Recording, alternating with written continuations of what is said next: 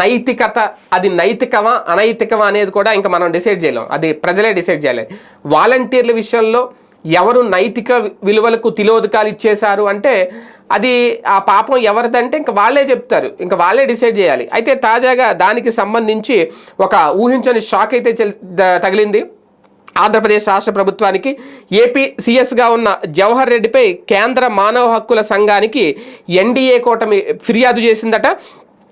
పెన్షన్లు పంపిణీ వ్యవహారంలో ఎన్నికల సంఘం ఆదేశాలను ఆయన పట్టించుకోకుండా పక్కదారి పట్టించారు అంటూ ఆ కూటమి నేతలు ఎవరైతే ఉన్నారో వాళ్ళందరూ కలిసి ఎన్హెచ్ఆర్సీకి కేంద్ర మానవ హక్కుల కమిషన్కి ఫిర్యాదు చేశారు. ఎందుకు ఎన్హెచ్ఆర్సీ దగ్గరికి వెళ్ళారు అంటే ఇక్కడ కీలకం ఏంటంటే ఈసీ చెప్పినా సరే ఇంటికే పింఛన్లు పంపిణీ చెయ్యండి అని ఈసీ చెప్పినా సరే ఈసీ ఆదేశాలు పట్టించుకోకుండా అవన్నీ పక్కన పెట్టి పెన్షన్లు పంపిణీ కార్యక్రమం చేయకుండా సచివాలయం దగ్గరికి వచ్చి వాళ్ళని తీసుకోమన్న